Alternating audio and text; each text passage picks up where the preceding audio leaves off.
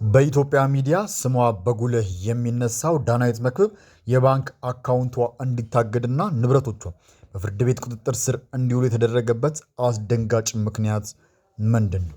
ከ5.6 ሚሊዮን ብር በላይ የሚገመት የገንዘብ ክርክር ያለበት ይህ መዝገብ ምን ይዟል? እስከ ቪዲዮ መጨረሻ ድረስ አብራችሁን ቆዩ። ሰላም ጤና ይስጥልን ውድ የብስራት ሚዲያ ቻናል ቤተሰቦች እንደምን ቆይታችኋል? ወደ ዝርዝር መረጃ ከመግባታችን በፊት እንዲህ ያሉ ወቅታዊና ያልተሰሙ መረጃዎች በፍጥነት እንዲደርሷችሁ ቻናላችን ሰብስክራይብ በማድረግ የደውል ምልክቷን መጫን እንዳትዘነጉ እያልን ወደ ዝርዝር መረጃው እናልፋለን። ዳናይት መክብብ በኢትዮጵያ የመዝናኛ ኢንዱስትሪ ውስጥ ስሟ በጉልህ መነሳት የጀመረው በቃና ቴሌቪዥን በሚተላለፈው ሃሽታግ ታይም በተሰኘው ፕሮግራም በአቅራቢነት ላይ በታወቀችበት ነበር። በአጭር ጊዜ ውስጥ በንግግር ችሎታዋ፣ በአለባበስና በፋሽን ምርጫዎቿ የብዙ ወጣቶችን ቀልብ መሳብ ችላለች። በተለይም በማህበራዊ ሚዲያ በኢንስታግራምና ቲክቶክ ላይ ባላት በሚሊዮን የሚቆጠር ተከታይ በኢትዮጵያ ውስጥ ቀዳሚ ከሚባሉ የሶሻል ሚዲያ ተጽዕኖ ፈጣሪዎች አንዷ ለመሆን በቅታለች።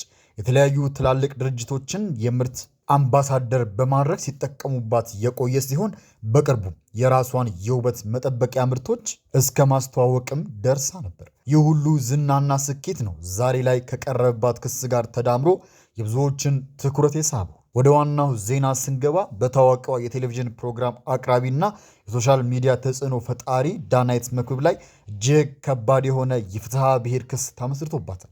ይህ ክስ ዳናይትን ጨምሮ በ5 ግለሰቦች ላይ የቀረበ ሲሆን መነሻው ወደ ውጭ ሀገር እናስወጣችኋለን በሚል ቃል የተገባላቸው ግለሰቦች ያቀረቡት አቤቱታ ነው። እንደ ኢትዮጲካን ሊንክ ዘገባና ከቦሌ መጀመሪያ ደረጃ ፍርድ ቤት 4ኛ ፍትሐ ብሔር ችሎት በወጡ መረጃዎች መሰረት በአጠቃላይ 13 ግለሰቦች በጋራ ክስ መስርተዋል።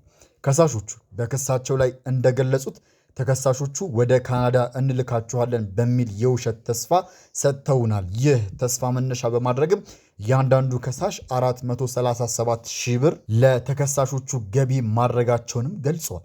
ይህንን ገንዘብ በ13 ግለሰቦች ስናባዛው በአጠቃላይ 5,681,000 ሺህ ብር ክርክር እየተደረገበት መሆኑን እንረዳለን። ፍርድ ቤቱ የከሳሾችን አቤቱታ ከተመለከተ በኋላ ጉዳዩ ከፍተኛ የገንዘብ መጠን ያለበት በመሆኑና የከሳሾችን መብት ለማስጠበቅ ሲባል ተከታታይ የእግድ ትዕዛዞችን አስተላልፏል። በዚህም መሰረት በዳናይት መክብብና በሌሎች 4 ተከሳሾች ስም በማንኛውም ባንክ የሚንቀሳቀስ የቁጠባም ሆነ የቼክ ሂሳብ እንዳይንቀሳቀስ ታግዷል። በተጨማሪም ተከሳሾች ያላቸውን ተንቀሳቃሽ ንብረቶች ማለትም ተሽከርካሪዎች እና የማይንቀሳቀሱ ንብረቶች እንደ ቤት ወይንም መሬት ለሌላ ወገን እንዳይተላለፉ፣ እንዳይሸጡም ወይም በዋስትና እንዳይያዙ እግድ ተጥሎባቸዋል። ይህ የእግድ ትዕዛዝ የወጣው ክሱ ተጣርቶ የመጨረሻ ውሳኔ እስኪሰጥ ድረስ ንብረቶቹ እንዳይጠፉ ወይንም እንዳይሸሹ ለማድረግም ነው። በሕግ አሰራር እንዲህ አይነት እርምጃ የሚወሰደው ከሳሾች ነገ ፍርዱን ቢያሸንፉ የሚከፈላቸው ገንዘብ መኖሩን ለማረጋገጥ ነው። ዳናይት መክብብ በኢትዮጵያ ሚዲያ ውስጥ ያላት ስምና ተቀባይነት ከፍተኛ በመሆኑ ይህ ዜና ብዙዎችን አስደንግጧል። በሺዎች የሚቆጠሩ ወጣቶች አርያ የሚያደርጓትና በማህበራዊ ሚዲያ ተጽዕኖ ፈጣሪ የሆነ ስብዕና ያላት ሴት እንዲህ ባለ የቪዛ ማጭበርበር ክስ ውስጥ ስሟ መነሳቱ ለህብረተሰቡ ትልቅ መነጋገሪያም ሆኗል። በተለይም በቅርብ ጊዜ በሀገራችን ወደ ውጭ ሀገር እንልካለን የሚሉ ደላሎችና ድርጅቶች ብዙዎችን የለፉበት ጥሪት እያጡ መሆኑም ይታወቃል። አሁን የቀረበው ክስም የዚሁ ሰፊ ማህበራዊ ቀውስ አካል ተደርጎ እየታየ ነው። ብዙዎች የሚጠይቁት ጥያቄ አንዲት ዝነኛ አቅራቢ ለምን በዚህ ስራ ውስጥ ተሳተፈች የሚል ነው። እዚህ ጋር ትልቁ ነጥብ ዳናይት ላይ ክስ ተመስርቷል። እናም ንብረት ታግዷል ማለት ጥፋተኛ ናት ማለትም አለመሆኑን። በኢትዮጵያ የህግ ስርዓት ማንኛውም ሰው ጥፋተኛ ተብሎ በማስረጃ ተረጋግጦ በፍርድ ቤት እስካልተወሰነ ድረስ እንደ ንጹህ ሰው ነው የሚቆጠረው። ዳናይትና ተባባሪ ተከሳሾች በቅርቡ ፍርድ ቤት ቀርበው የመከላከያ መልሳቸውን ያቀርባሉ። ምናልባት ሂደቱ ከጉዞ ወኪሎች ጋር በተያያዘ የገጠሙ አስተዳደራዊ ችግር ሊሆንም ይችላል፣ ወይም ከሳሾች እንደሚሉት የታቀደ የማጭበርበር ተግባር ሊሆንም ይችላል። ይህንን የሚያጣራው ፍርድ ቤቱ ብቻ ይሆናል። ይሁን እንጂ የንብረት እግድ መጣሉ ጉዳዩን ወደ ከረረ የህግ ፍልሚያ መሸጋገሩን ቁልፍ ማሳያ ነው። በመጨረሻም ይህንን ጉዳይ ወደ ውጭ ሀገር ለመጓዝ የሚደረጉ ጥረቶች በህጋዊ መንገድ እና አስተማማኝ በሆኑ ተቋማት በኩል መሆን እንዳለባቸው በድጋሚ እያሳስበናል።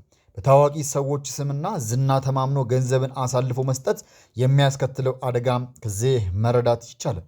እኛም ጉዳዩን በቅርበት በመከታተል አዳዲስ መረጃዎች ሲወጡ ይዘንላችሁ የምንመለስ ይሆናል። እናንተስ ስለዚህ ጉዳይ ምን ትላላችሁ? አስተያየታችሁን በኮሜንት መስጫው ላይ አጋሩን። መረጃውን ከወደዳችሁት ላይክ ማድረጋችሁንና ለሌሎች እንዲደርስ ሼር ማድረጋችሁን አትርሱ እያልን ለቻናላችን አዲስ የሆናችሁ ደግሞ ሰብስክራይብ ማድረጋችሁን እንዳትርሱ።